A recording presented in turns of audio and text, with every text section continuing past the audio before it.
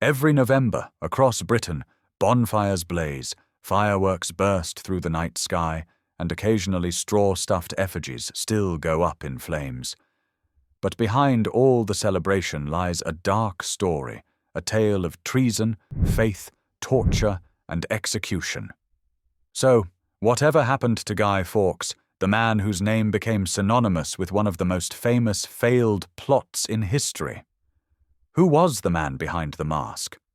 Guy Fawkes, also known as Guido, was born in York in 1570, during one of the most divided times in English history.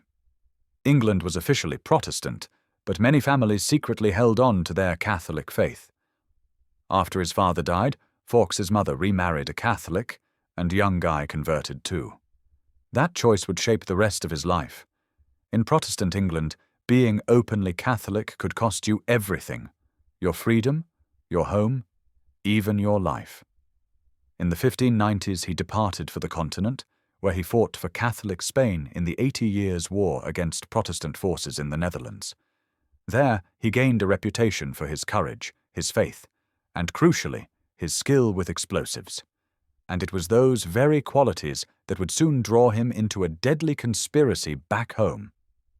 When Fawkes returned to England in 1604, he met Robert Catesby, a passionate Catholic with a dangerous idea. Catesby believed that only by destroying Parliament itself could England be returned to the Catholic faith. The plan? Blow up the House of Lords during the state opening, killing King James I and much of the Protestant leadership in one explosive stroke. As Parliament lay in ruins, others would instigate a revolt in the Midlands.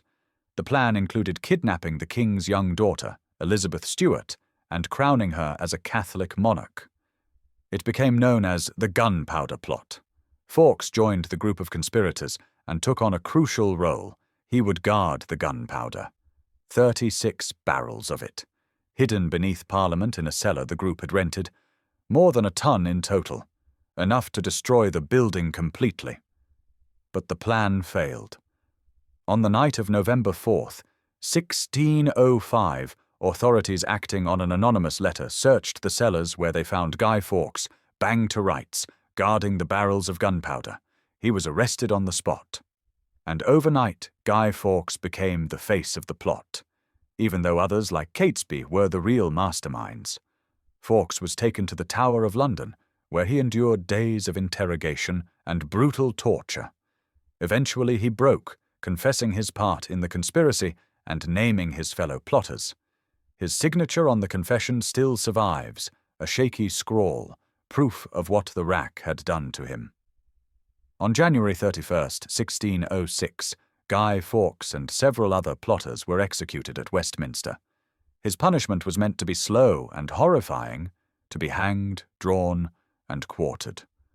But Fawkes, defiant to the end, is said to have leapt from the gallows and broken his neck, sparing himself the worst of it.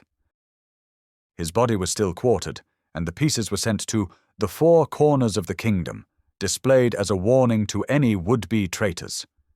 And with his death, and almost all the other conspirators executed or killed following a siege in the Midlands, the Gunpowder Plot was finished.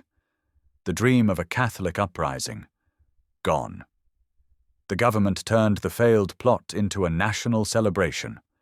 Bonfires were lit to give thanks for the king's survival, and November the 5th was declared a day of thanksgiving. Remember, remember the 5th of November. People would chant, words that have echoed through the centuries. Over time, Guy Fawkes Night became one of Britain's biggest folk traditions. Children made effigies of Fawkes, called Guys, to throw onto the fire. Fireworks were added, and the political message slowly faded into history. By the 20th century, the meaning of Bonfire Night had started to change. Religious divisions had softened. Councils began banning or regulating bonfires for safety. And in modern cities, there simply weren't many open spaces left for community fires. For younger generations, November 5th wasn't about Guy Fawkes at all. It was just Fireworks Night. And yet, his shadow remains. The phrase, "Remember, remember, the 5th of November," still lives on, as does his image. In the 1980s, the graphic novel V for Vendetta reimagined the Guy Fawkes mask as a symbol of rebellion. When the 2005 film adaptation hit cinemas, that mask took on a life of its own.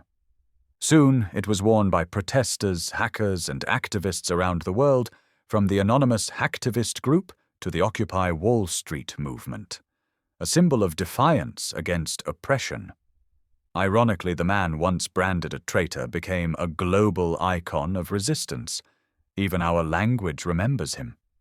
In the 17th century, a guy meant a grotesque figure, like the effigies burned on Bonfire Night. Over time, it softened. By the 19th century, it meant any oddly dressed man. And today, it just means, well, any man at all. All from one man's name, Guy Fawkes.